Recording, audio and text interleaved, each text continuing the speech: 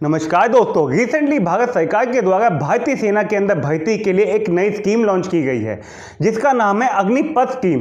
इस अग्निपथ स्कीम के द्वारा भारत की तीनों सेनाएं, जल सेना, वायु सेना, थल सेना के अंदर रिक्रूटमेंट होगी। वहीं इस स्कीम के द्वारा जो युवा रिक्रूट किए जाएंगे उनको कहा जाएगा अग्निवीर।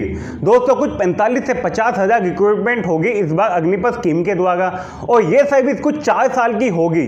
और इस 4 साल की सर्विस के बाद जो टॉप 25 कैंडिडेट होंगे, जो टॉप 25 युवा होंगे, उनको भारतीय सेना के अंदर परमानेंट जॉब दी जाएगी जो कि होगी 15 साल की और बाकी जो 75% है उनको रिटायर किया जाएगा। अगर जॉब क्राइटेरिया की बात की जाए तो इस जॉब के अंदर जो एज लिमिट होगी वो होगी 17.5 साल से 21 साल तक की।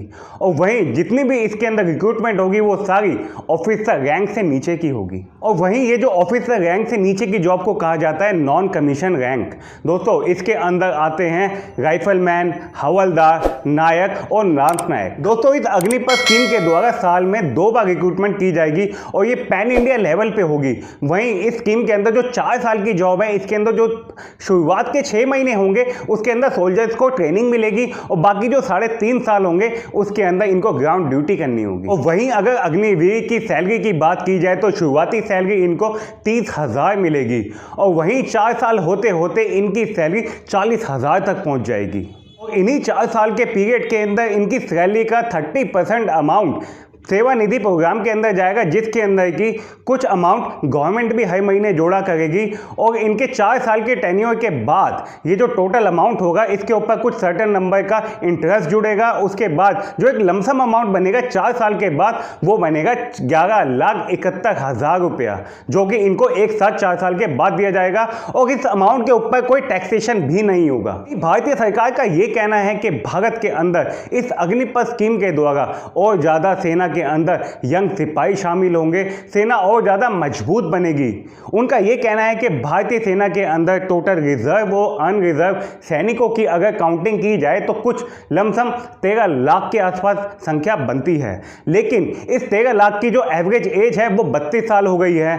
अगर ये अग्निपथ स्कीम सही से लॉन्च हो गई तो इसके द्वारा भारतीय सेना की जो एवरेज एज है वो आराम से 4 से 5 साल कम हो जाएगी, जिसकी वजह से भारतीय सेना और ज्यादा मजबूत हो जाएगी। भारत के जो हॉस्टाइल नेबर है, जिसकी वजह से भारत के अंदर हमेशा 2 फ्रंट वॉर का खतरा हमेशा मंडराता रहता है, चाइना और पाकिस्तान का, उनसे भी आसानी से निपट पाएगी। भारत के रक्षा बजट की बात की जाए तो भारत का रक्षा बजट कुछ 4,71,000 करोड़ रुपए का है। बहुत ही ह्यूमंगस बजट है भारत का रक्षा बजट, लेकिन ये दिखने में जितना बड़ा लग रहा है उतना एक्चुअल में हो नहीं पाता, क्योंकि भारतीय सेना के अंदर जो पेंशन होती है, जो वेटरन्स को पेंशन मिलती है, इस अमाउंट का 25% पूरा पेंशन के अंदर चला जाता है, जिसकी वजह से भारतीय सेना के अंदर जो रिसर्च एंड डेवलपमेंट का काम है वो इतना फ्रूटफुल तरीके से नहीं हो पाता। वो ज़्यादा अत्याधुनिक हथियार खरीदने में भी हमको बजट के अंदर कमी आती है। अगर ये अग्निपथ स्कीम सही से लॉन्च हो जाती है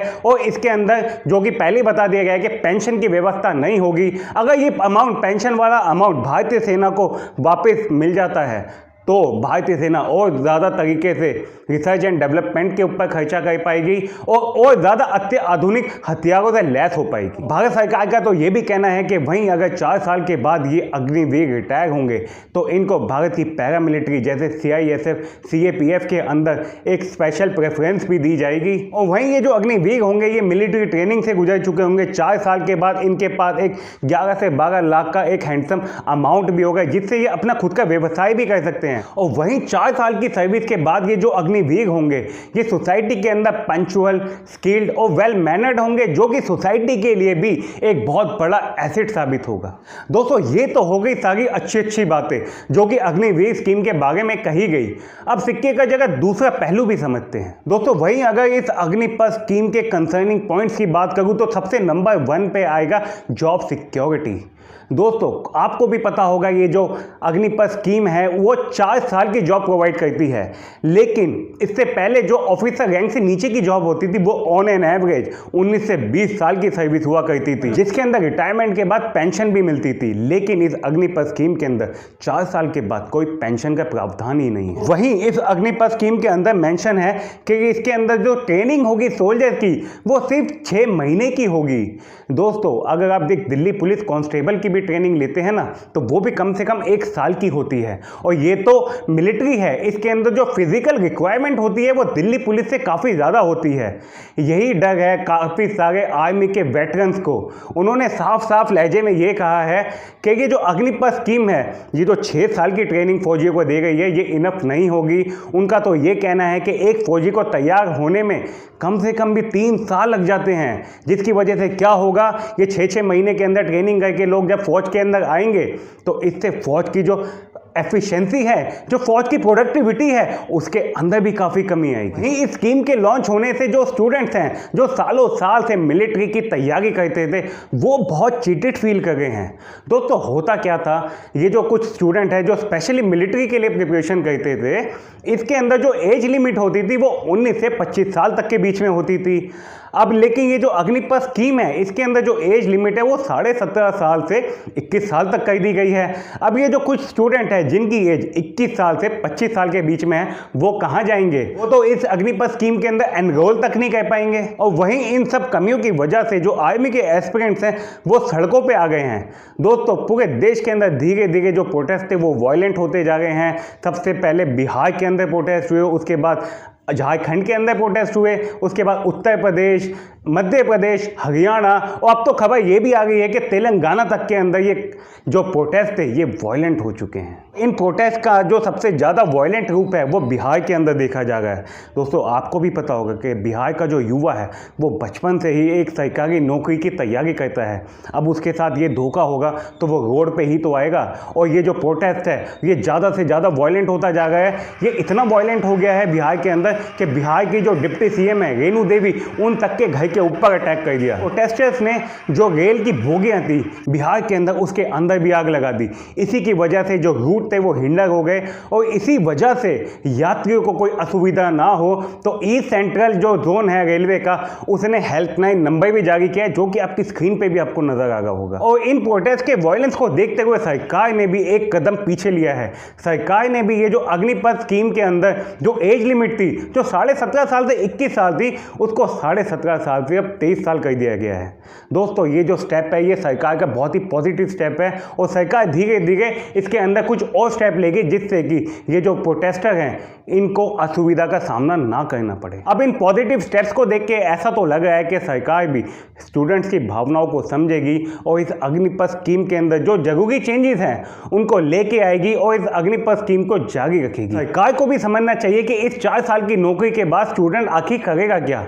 दोस्तों सरकार के अंदर जो ये एमपी होते हैं, एमएलए होते हैं, इनका जो टेन्योर होता है एक्चुअल वो 5 साल का होता है। लेकिन अगर किसी वजह से कोई एमपी या एमएलए एक दिन के बाद भी अपना पद उसको अगर छोड़ना पड़ता है किसी भी वजह से, तो उसकी जो पेंशन होती है वो एक दिन के बाद भी लाइफ लॉन्ग बन जाती है। लेकिन 4 साल की सेवा के बाद भी, 4 साल की देश सेवा के बाद भी इस अग्निवीर को कोई पेंशन नहीं मिलेगी, तो वो क्या करेगा? ड्रीम 11 पे टीम बनाएगा। वहीं स्टूडेंट्स को भी समझना चाहिए कि ये जो प्रोटेस्ट कर रहे हैं ये वायलेंट ना हो जाए। अभी तक देश के अंदर बहुत जगह वायलेंट प्रोटेस्ट हो गए हैं। पब्लिक प्रॉपर्टी को सबसे ज़्यादा नुकसान पहुंचाया जा रहा है, ट्रेन की बोगियों में आग लगाई जा रही है, स्कूटर, बाइक्स, बसेस को तोड़ा जा रहा है, वेंडलाइज किया जा रहा है। इससे होगा क्या? इससे किसका नुकसान होगा? ये पब्लिक प्रॉपर्टी है, पब्लिक के टैक्स मनी से बनती है, इससे नुकसान किसी का नहीं होगा, इनडायरेक्टली पब्लिक का ही नुकसान होगा। तो भारत एक डेमोक्रेटिक कंट्री है जिसके अंदर हर एक इंसान को भारतीय संविधान के अनुसार अपनी बात रखने का, प्रोटेस्ट दर्ज कराने का पूरा अधिकार है। लेकिन प्रोटेस्टर्स को भी ये ध्यान ध्यान रखना चाहिए कि ये जो प्रोटेस्ट है ये वायलेंट ना हो जाए। अगर ये प्रोटेस्ट वायलेंट हो जाते हैं तो ये जो पब्लिक सेंटिमेंट है ये प्रोटेस्टर्स के खिलाफ भी जा सकता है। बाकी दोस्तों ये न्यूज़ अभी इन ट्रांजिशन है, स्टूडेंट्स ने अपना प्रोटेस्ट खत्म किया नहीं है, ये प्रोटेस्ट धीरे धीरे और ज़्यादा वायलेंट होता जा गया है और देश के अलग अलग हिस्सों में भी फैल गया है। मैं भी स्टूडेंट से ये विनती करूँगा कि ये जो प्रोटेस्ट है वो कीजिए, लेकिन ये जो वायलेंस प्रोटेस्ट है इसको कहीं ना कहीं रोकना पड़ेगा, नहीं तो ये जो सेंटिमेंट है ये स्टूडेंट्स के भी खिलाफ हो जाएगा। बाकी अभी तक के लिए वीडियो में इतना ही। अगली वीडियो के लिए हमारे चैनल पर बने रहिए, तब तक के लिए नमस्कार।